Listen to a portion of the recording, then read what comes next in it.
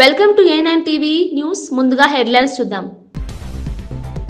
మాగంటి సునీత కంటతడిపై రాజకీయ వేదికల్లో చర్చ వేడి.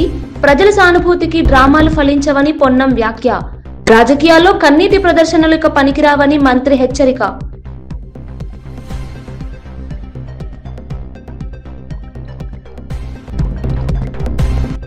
విశాఖలో గూగుల్ ఒప్పందం నా జీవితకి గర్వకారణమన్న చంద్రబాబు. యువతకు 1000 ఉద్యోగాలు, గూగుల్ ఒప్పందం మైలురాయి నిలుస్తుందని వ్యాఖ్య. గూగుల్ అడుగుతో ఏపీ టెక్ రంగానికి నూతన ఊపు ఇస్తుందని వెల్లడి.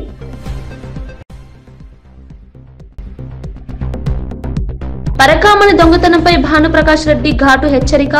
సీసీ ఫుటేజ్ ఎక్కడా, భక్తులు సమాధానం కోరుతున్నారని వ్యాఖ్య. భక్తుల విశ్వాసం దెబ్బతీసే చర్యలపై తక్షణ చర్య డిమాండ్.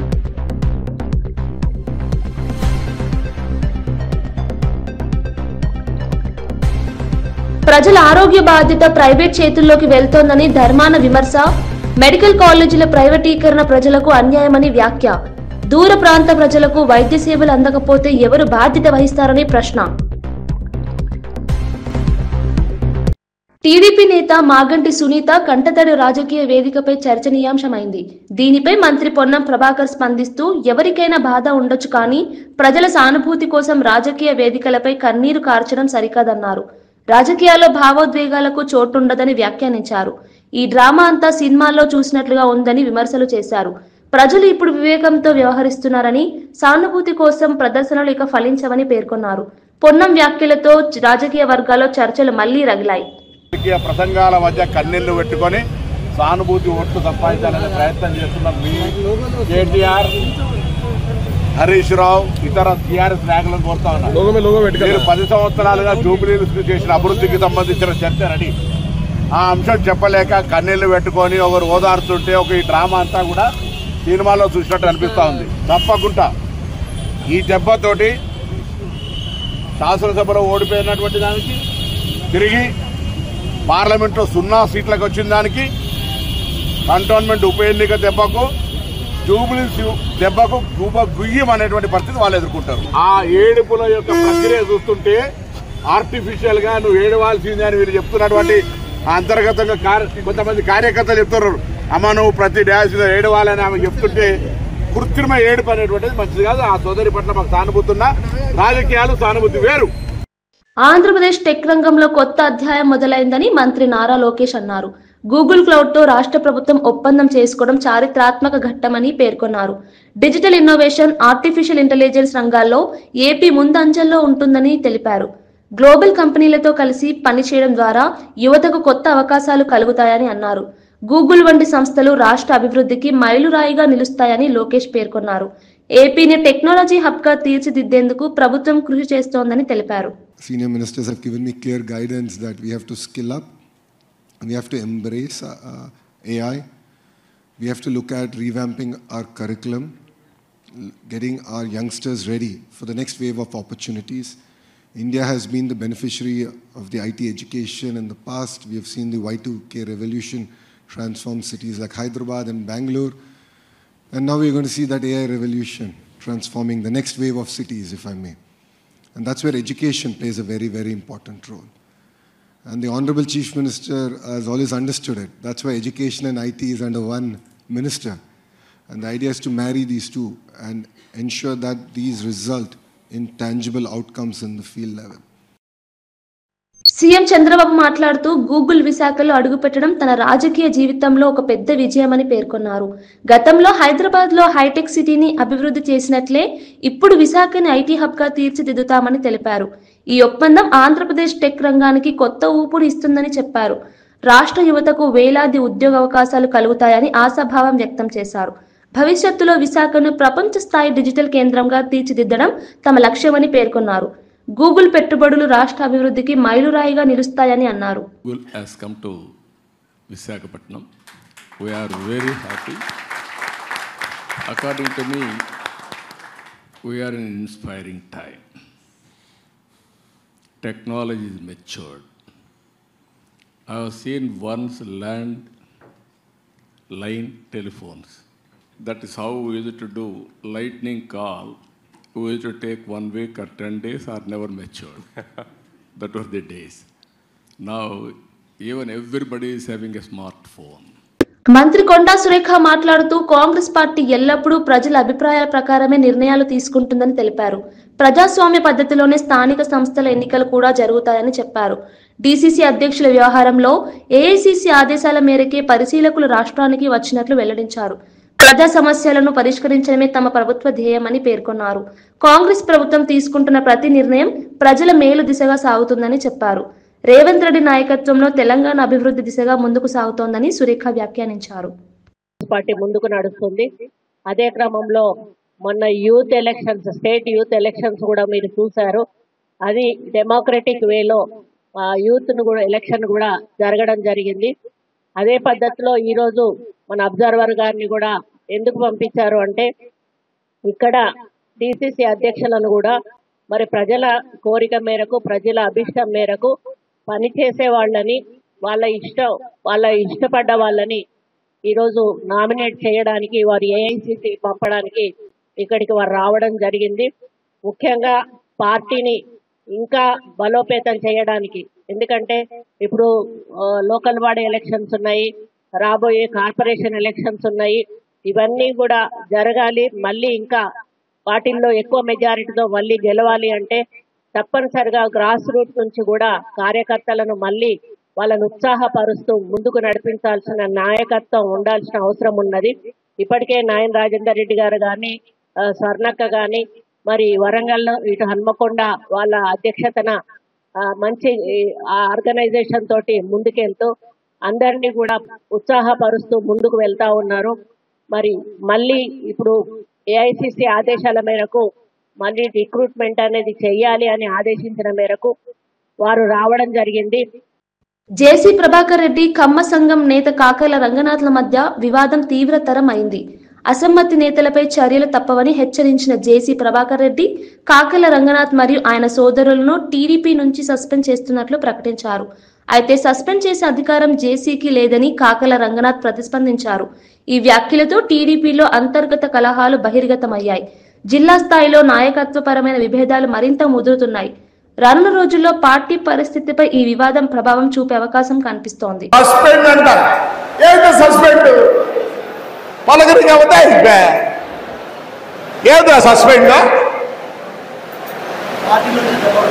ఏడు పార్టీలోకి ఇది మన ఊరు, మన కాన్స్టిట్యున్సీ. ఎవరినో సస్పెండ్ చేయాలి, గిస్పెండ్ చేయాలంట. సస్పెండ్ కాదు, ఎక్కువ మాట్లాడితే ఇంకో విధంగా ఉంటుంది, జాగ్రత్త ఉండండి. ఏదో మీ చిన్నాయికి నమ్మినట్లు, కోళ్ళపాడు రంగయ్యకి నమ్మినట్లు ఏది నువ్వు కనుక అందరికి ఇవ్వాల్సిన అప్పులు ఇస్తే, నువ్వు ఇవ్వాల్సిన అప్పులు అందరికి ఇస్తే ఏమీ ఉండదు నీ దగ్గర.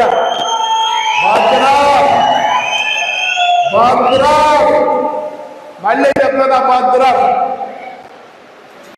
వ్యవసాయ మంత్రి Tummala Nageswara Rao national mission on edible oil seeds 2025-26 కార్యక్రమంలో భాగంగా ఉచిత వేరుశెనగ విత్తనాల పంపిణీని వీడియో కాన్ఫరెన్స్ ద్వారా ప్రారంభించారు. రాష్ట్ర వ్యాప్తంగా నాణ్యమైన విత్తనాలను 100% సబ్సిడీతో అందజేస్తున్నట్లు తెలిపారు. నూనె గింజల ఉత్పత్తి పెంపుతో రైతుల ఆదాయాన్ని పెంచడమే ప్రభుత్వ లక్ష్యమని చెప్పారు. తెలంగాణను నూనె గింజల ఉత్పత్తిలో స్వయం సమృద్ధి దిశగా తీసుకెళ్లేందుకు ప్రభుత్వం కట్టుతడి ఉందని మంత్రి పేర్కొన్నారు.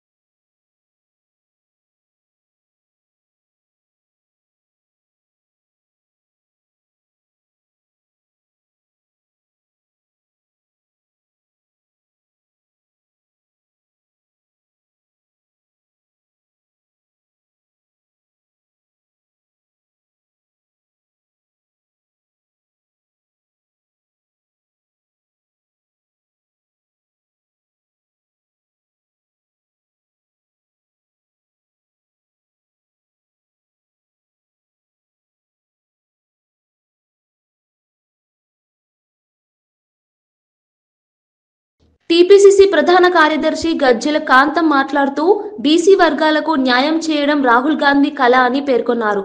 ఆ లక్ష్యంతోనే కాంగ్రెస్ పార్టీ 42% రిజర్వేషన్ అమలు కోసం పోరాటం చేస్తోందని తెలిపారు. సామాజిక న్యాయం సాధించడమే తమ పార్టీ ప్రధాన ఉద్దేశమని అన్నారు. బీసీల హక్కుల కోసం కాంగ్రెస్ ఎప్పటి నుంచో కృషి చేస్తోందని గుర్తు చేశారు. రిజర్వేషన్ వ్యవస్థ ద్వారా వెనుకబడిన వర్గాలు సమాన అవకాశాలు పొందుతాయని పేర్కొన్నారు. రాహుల్ గాంధీ చూపించిన దిశలో తెలంగాణ కాంగ్రెస్ కట్టుబడి ముందుకు సాగుతుందని గజ్జెల కాంతం స్పష్టం చేశారు. అనే లక్ష్యంతో ముందుకు పోతున్నాడు. ఈ దేశంలో బీసీలు 60% బీసీలు ఉన్నారు.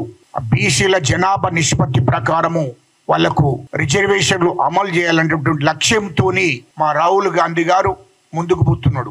వీళ్ళు ఎస్సీల జనాభా నిష్పత్తి ప్రకారం వాళ్లకు రిజర్వేషన్లు కావాలి, ఎస్టీలకు జనాభా నిష్పత్తి ప్రకారం వాళ్లకు రిజర్వేషన్లు కావాలి, అగ్రవర్ణాల పేదలకు వాళ్ళ జనాభా నిష్పత్తి ప్రకారం వాళ్ళకు కూడా రిజర్వేషన్లు అమలవుతున్నాయి. అందులో భాగంగానే దేశంలో 60% బీసీలు ఉన్నారు కాబట్టి వాళ్ళ జనాభా నిష్పత్తి ప్రకారం వాళ్ళకు రిజర్వేషన్లు కావాలన్న లక్ష్యంతో దేశవ్యాప్తంగా మరి కులగణన జరగాలని చెప్పి రాహుల్ గాంధీ గారు పిలుపునివ్వడం జరిగింది. బీసీలకు న్యాయం జరగాలి, వాళ్ళ జనాభా నిష్పత్తి ప్రకారం రిజర్వేషన్లు అమలు చేయాలనే లక్ష్యంతో మరి రాహుల్ గాంధీ గారు ముందుకు పోతున్నారు. ఈలో రాష్ట్ర ముఖ్యమంత్రి రేవంత్ రెడ్డి గారు ఎస్సీలకు సామాజిక న్యాయం జరిగింది, ఇటు ఎస్టీలకు కూడా సామాజిక న్యాయం జరుగుతుంది. అందులో భాగంగానే బీసీలకు ఖచ్చితంగా మా అధినాయకత్వము మా రాహుల్ గాంధీ గారు పిలుపు మేరకు, రాహుల్ గాంధీ గారి ఆదేశాల మేరకు తెలంగాణ రాష్ట్రంలో కూడా బీసీలకు ఖచ్చితంగా 42% రిజర్వేషన్లు ఇవ్వవలసిందని చెప్పి మరి రాహుల్ గాంధీ గారు ఆదేశాల మేరకే దీన్ని అమలు చేస్తున్నారు. అయితే ఇక్కడ కులగణన ఏడించడం జరిగింది. మా ముఖ్యమంత్రి రేవంత్ రెడ్డి గారు కులగణన వేయించి మరి కమిషన్ వేయడం జరిగింది. కమిషన్ ద్వారా రిపోర్ట్ తెప్పించుకోవడం జరిగింది. అసెంబ్లీ తీర్మానం చేయడం జరిగింది. క్యాబినెట్ ఆమోదించడం జరిగింది. మరి దానికి సంబంధించిన జీవో కూడా తీయడం జరిగింది. ఇన్ని వేసి చివరకు గవర్నర్ గారికి కూడా పంపడం జరిగింది. కేంద్ర ప్రభుత్వానికి కూడా పంపడం జరిగింది. కేంద్ర ప్రభుత్వానికి కూడా 9వ షెడ్యూల్లో చేర్చి దీన్ని చట్టం చేయాలని చెప్పి కేంద్ర ప్రభుత్వానికి కూడా పంపడం జరిగింది. మరి ఇయర్లో ముఖ్యమంత్రి తెలంగాణ జాగృతి యూత్ ఫెడరేషన్ రాష్ట్ర జిల్లా నాయకులకు నియామక పత్రాలు అందజేసిన సందర్భంగా జాగృతి అధ్యక్షురాలు కల్వకుంట్ల కవిత ప్రసంగించారు. సమాజంలో మార్పు యువత ద్వారానే సాధ్యమవుతుందని పేర్కొన్నారు. ఏ మార్పు సాధించాలనుకున్నా యువత దాన్ని సాధించే వరకు వెనక్కి తగ్గదన్నారు. తెలంగాణ ఉద్యమం, స్వాతంత్ర ఉద్యమం రెండింటిలోనూ యువత కీలక పాత్ర పోషించిందని గుర్తు చేశారు. కొత్తగా బాధ్యతలు చేపట్టిన నాయకులు మంచి పేరు తెచ్చుకునేలా ప్రజల కోసం పనిచేయాలని సూచించారు. తెలంగాణలో ఆదర్శ సమాజం నెలకొల్పడంలో యువత ప్రాముఖ్యతను కవిత నొక్కి చెప్పారు. తెలంగాణ ఉద్యమం సక్సెస్ అయినా, ఆనాడు ఇండియాకి స్వాతంత్రం కోసం పోరాటం చేసిన ఇండిపెండెన్స్ మూవ్మెంట్ సక్సెస్ అయినా యువత పాత్ర లేని సమాజంలో ఎప్పుడు కూడా మార్పు రాలేదు. సో ఫ్యూచర్ లో కూడా తెలంగాణలో ఖచ్చితంగా ఒక మంచి సమాజాన్ని మనం స్థాపించాలనుకుంటున్నాం. అందరికీ మంచి ఫలితాలు వచ్చే విధంగా సమాజాన్ని స్థాపించాలనుకుంటున్నాం. దాంట్లో యూత్ అందరి పార్టిసిపేషన్ కూడా ఉండే విధంగా అన్ని జిల్లాల నుంచి తరలి వచ్చిన మీ అందరికీ కూడా మనస్ఫూర్తిగా నమస్కారం తెలియజేస్తున్నాం. మరి ఇచ్చినటువంటి బాధ్యతని కష్టపడి చక్కగా పనిచేయాలని జాగృతి సంస్థకు, తెలంగాణ రాష్ట్రానికి మంచి పేరు తెచ్చే విధంగా పనిచేయాలని కూడా మీ అందరినీ రిక్వెస్ట్ చేస్తున్నాం. Thank you. జై తెలంగాణ, జై జాగృతి.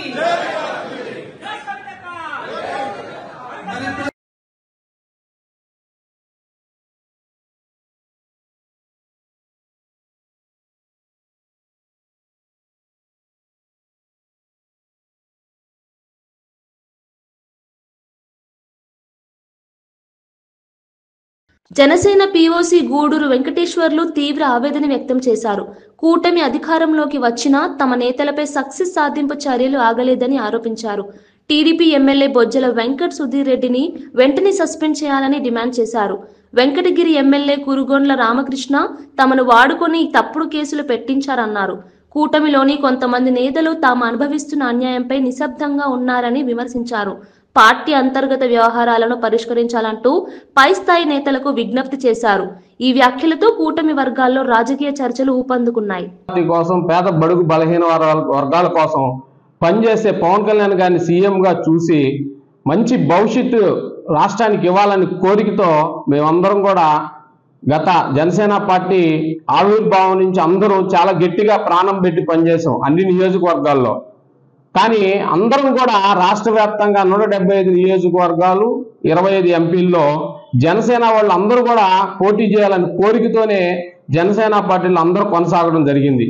కానీ ఎత్తులు పొత్తుల్లో కొన్ని కారణాల వల్ల కళ్యాణ్ గారు తెలుగుదేశం పార్టీతో పొత్తు పెట్టుకున్నా ప్రాణం బట్టి తెలుగుదేశం పార్టీకి మేము చాలా గట్టిగా పనిచేసాం. ఎందుకంటే ప్రతిపక్షంలో వైసీపీ ఉన్నప్పుడు ప్రతిపక్షంలో తెలుగుదేశం పాత్ర ఎక్కడా పోషించాల. ఎందుకంటే వెంకటగిరిలో మీరు ఉండే మీడియాలు యూట్యూబ్లు ఏవైనా చూసుకోండి, ఎవరు ఎక్కువగా ఆ రోజుల్లో స్పందించి మాట్లాడారు పార్టీకి అని అంటే ఒక జనసేననే ఎక్కువ కనపడుతుంది.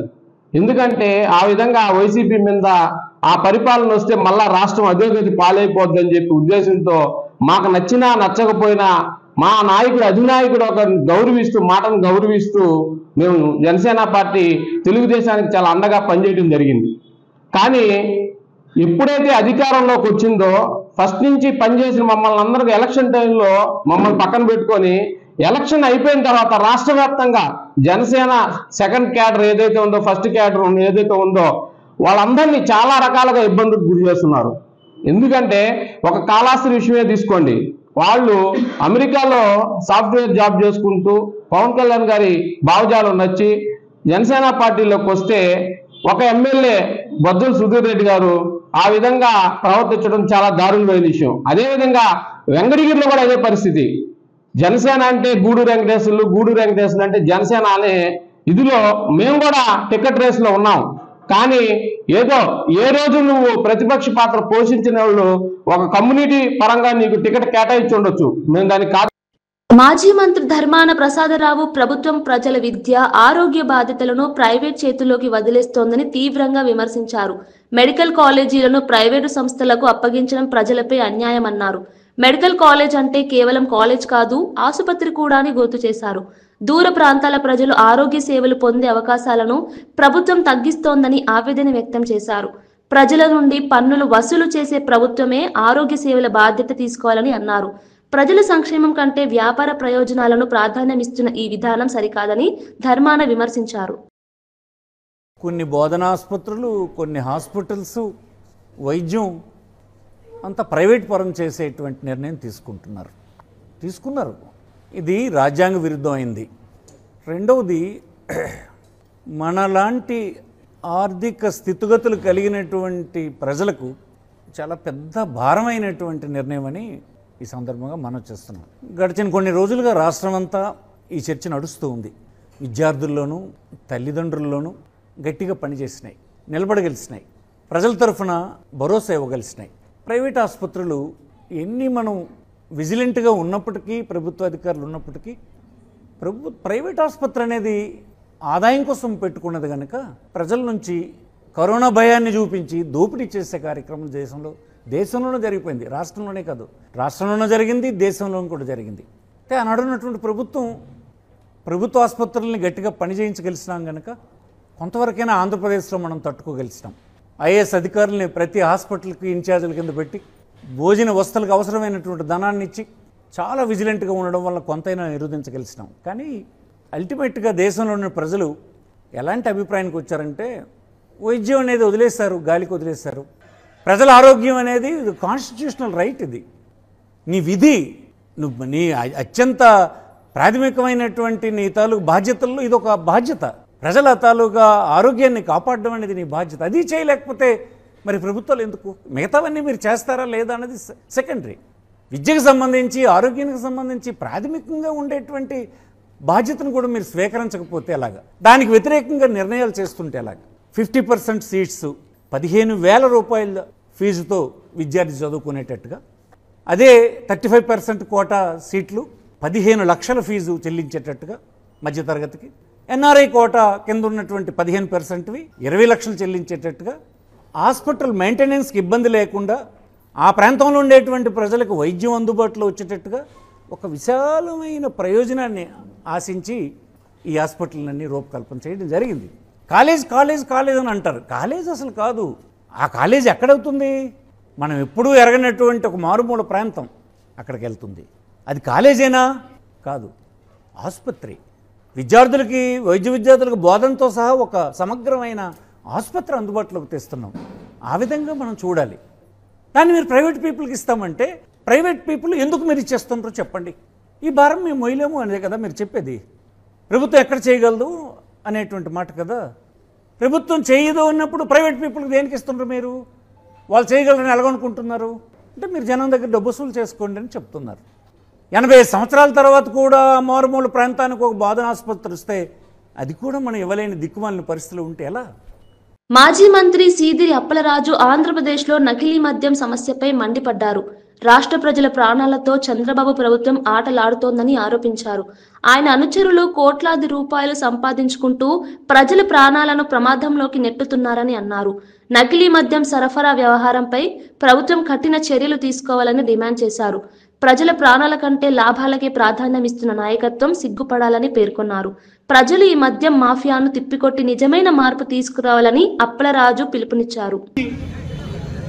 నకిలీ మద్యం తయారు చేసి నకిలీ లేబుల్ అంటించి నాణ్యమైనటువంటి మద్యం పేరిట రాష్ట్ర వ్యాప్తంగా అన్ని షాపుల్లో కూడా సరఫరా చేస్తూ ప్రజల ఆరోగ్యాన్ని ఏ మాదిరి గుల చేస్తా ఉన్నారో మనందరం చూస్తా ఉన్నాం. ఒకరు గమనించాలా, గతంలో జగన్మోహన్ రెడ్డి గారు ఉన్నప్పుడు ప్రభుత్వాలే షాపులు మెయింటైన్ చేస్తున్నప్పుడు చాలా ఖచ్చితంగా నోటిఫైడ్ డిస్టిలరీస్ నుండి నోటిఫైడ్ బ్రాండ్స్ ని సరఫరా చేస్తూ ప్రజల ఆరోగ్యానికి గ్యారంటీ ఇచ్చినటువంటి సందర్భం. మరి ఈ రోజు ఏది? ఎక్కడుంది ప్రజల ఆరోగ్యానికి భద్రత? ఎక్కడుంది మందు తాగే వాళ్ళకి ఇది నాణ్యమైనదా నకిలీదా అన్నటువంటి భరోసా ఎక్కడుందని నేను అడుగుతా ఉన్నాను నేను. మరి దీని ముఖ్యమంత్రి గారు కానీ ఇతరత్ర నాయకులు కానీ ఎవరు సమాధానం చెప్తారు? ఎన్ని వేల ప్రాణాలు పోయి ఉంటాయి ఈ 16 నెలల్లో ఒకసారి గమనించమని ప్రజలందరినీ కోరుతా ఉన్నాను.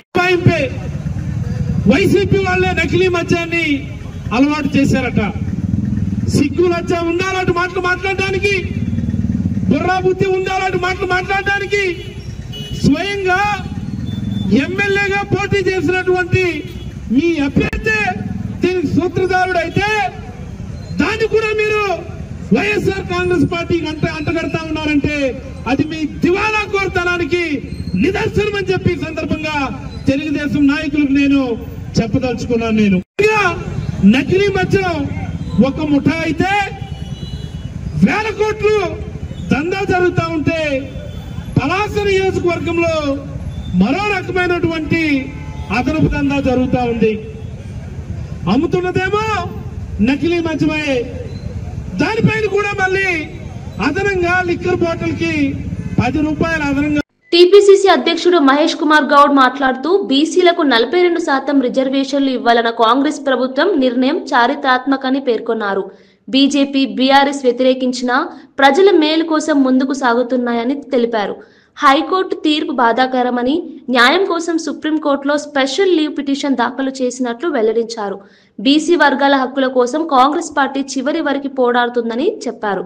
రాహుల్ గాంధీ ఆలోచనల ప్రకారం సామాజిక న్యాయం సాధించేందుకు ప్రభుత్వం కట్టుబడి ఉందని పేర్కొన్నారు. సుప్రీంకోర్టు నుంచి న్యాయం జరుగుతుందని గౌడ్ విశ్వాసం వ్యక్తం చేశారు. మొదట్లో అసెంబ్లీలో పాస్ చేసినటువంటి చట్టాలు కావచ్చు, తర్వాత మేమిచ్చిన జీవో కావచ్చు, ఇవన్నీ కూడా చరిత్రాత్మక నిర్ణయాలు. ఓబీసీల యొక్క జీవితాలు బాగుపరచాలని చిత్తశుద్ధితో కాంగ్రెస్ పార్టీ తీసుకున్నట్టు అన్ని కార్యక్రమాలు అడుగడుగున బీజేపీ, బీఆర్ఎస్ వ్యతిరేకిస్తూ వచ్చినప్పటికీ కూడా ఎక్కడ వెనక్కి తగ్గకుండా తెలంగాణ ప్రభుత్వం ముఖ్యమంత్రి రేవంత్ రెడ్డి గారి నేతృత్వంలో చట్టాలు చేయడం, ఆర్డినెన్స్ తీసుకురావడం, జీవో ఇచ్చి ఎన్నికలకు పోవాలనుకోవడం, ఇవన్నిటి కూడా పూర్తి వివరాలతో మేము హైకోర్టులో వాదించినప్పటికి కూడా స్టే ఇవ్వడమే కాకుండా టోటల్ రిలీఫ్ చేసినారు. ఎలక్షన్లకు పాత పద్ధతినే, పాత రిజర్వేషన్ ప్రకారమే పోవాలని హైకోర్టు ఇచ్చిన తీర్పు చాలా బాధాకరం. మా న్యాయ కోవిదులు అన్ని విషయాలు కూలంకషంగా హైకోర్టుకి విన్నవించినప్పటికీ మాకు అవకాశం ఇవ్వకుండా టోటల్ ఎలక్షన్కి పోవాలని రిలీఫ్ ఇవ్వడం అన్నదని ఇది చాలా బాధాకరమైన విషయం. అందుకే తెలంగాణ ప్రభుత్వం అదేవిధంగా కాంగ్రెస్ పార్టీ నిన్న సుప్రీంకోర్టులో హైకోర్టు ఇచ్చినటువంటి స్టేని ఆర్డర్ని ఛాలెంజ్ చేస్తూ స్పెషల్ లీవ్ పిటిషన్ దాఖలు చేయడం జరిగింది. దాంట్లో భాగంగానే ఇప్పుడు నేను మా సీనియర్ అడ్వకేట్ అభిషేక్ సింగితో దాదాపు గంట పాటు వారితో సమావేశమైనాం. అన్ని విషయాలు కూలంకషంగా చర్చించినాం. ఇది గురువారానికి మా అడ్వకేట్స్ మా న్యాయవాదులందరూ కూడా గురువారం వరకు వస్తుందని ఆశాభావం వ్యక్తం చేస్తా ఉన్నాం. బులెటిన్ ముగించే ముందు హెడ్లైన్స్ మరోసారి చూద్దాం.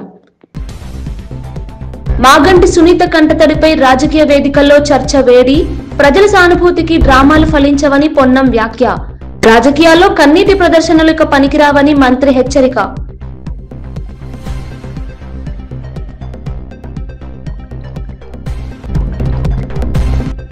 విశాఖలో గూగుల్ ఒప్పందం నా జీవితకి గర్వకారణమన్న చంద్రబాబు, యువతకు 1000 ఉద్యోగాలు, గూగుల్ ఒప్పందం మైలురాయి నిలుస్తుందని వ్యాఖ్య. గూగుల్ అడుగుతో ఏపీ టెక్ రంగానికి నూతన ఊపు ఇస్తుందని వెల్లడి.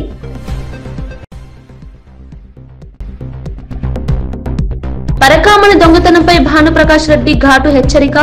సీసీ ఫుటేజ్ ఎక్కడా, భక్తులు సమాధానం కోరుతున్నారని వ్యాఖ్య. భక్తుల విశ్వాసం దెబ్బతీసే చర్యలపై తక్షణ చర్య డిమాండ్.